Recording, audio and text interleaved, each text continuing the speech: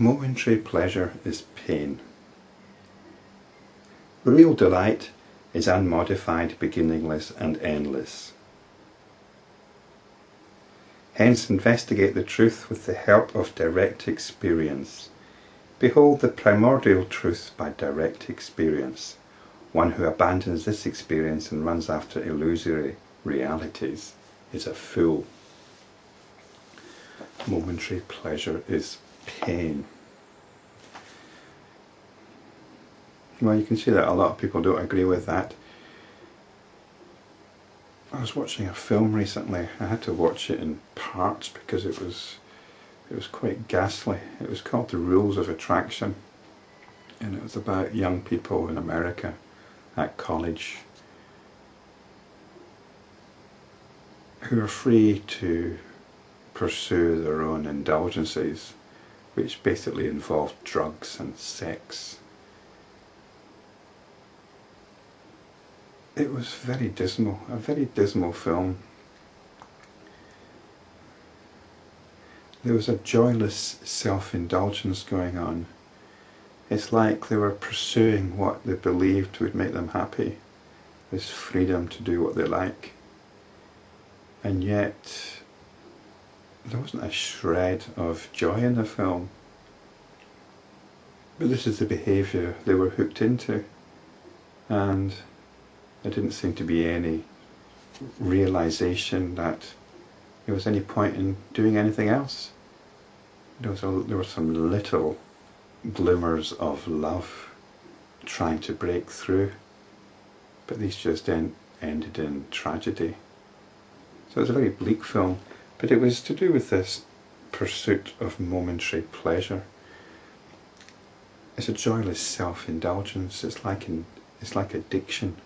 It's like addiction. Your whole being pursues something, it wants something, but there's no joy in it. There's no joy in it.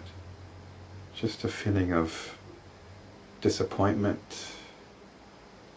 afterwards, that you somehow let yourself down, perhaps. So we have the possibility of turning to real delight if we can get beyond the habits, our behaviour habits, our mental habits, our emotional habits. There's a rock beyond all that. I say it's a rock, although it's very subtle, it's still there, it's a rock.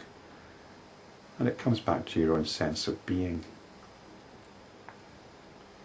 your own awareness. The subtle, immaterial body alone is real. In it, the perception of the material or physical body is unreal and illusory. The subtle, immaterial body. We're not talking about soul here, except perhaps in a figurative way. The subtle, immaterial body is the body of our immediate experiencing. It's the immediate experiencing that is going on. And within that, we form notions, we form stories. And one of these stories is that we have a physical body. So in this way we can say we also form stories of perception. So in this way we can say that the perception of the material or physical body is unreal. It actually only exists within the subtle immaterial body. How can the latter, that's the physical body, be experienced as real when it is only notional and has never been created? When you know that what is obviously seen is illusory and unreal, what else can be accepted as real? How can that be accepted as real, which is established by what is unreal? In other words, how can we accept as real what is clearly only a notion? It's like the business with words. Words have no substance. They're just like numbers. They're abstractions. And yet these words constitute our reality. But that reality is not real. It's like the jealousy that I mentioned previously. Jealousy is a very real feeling, isn't it? But most of the time we're not feeling it directly. What we're doing is we're losing ourselves in the story of that jealousy. Our mind is focused on the objects of the jealousy. The pattern is getting reinforced. The pattern of jealousy is getting reinforced. It's getting reinforced by the stories, by the images. There's a very real feeling going on there.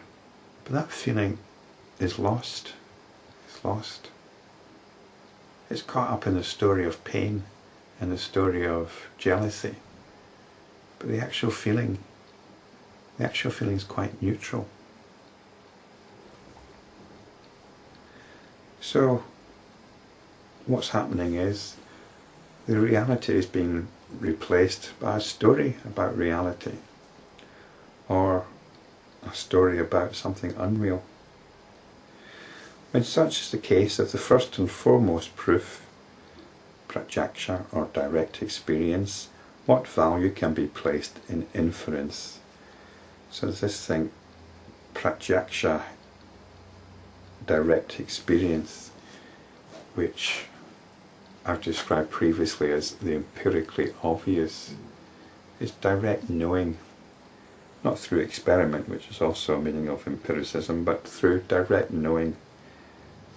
We don't get caught up in inferences. Most of our understanding of reality is based on inference. We infer that because I'm an individual, that you're an individual too. I infer that because I've got thoughts going on in my head which nobody else is privy to, that you've got thoughts in your head. I infer that I am not a dream object, therefore you're not a dream object. We make all these inferences, but we don't know any of it. We'll explore this further in the next video.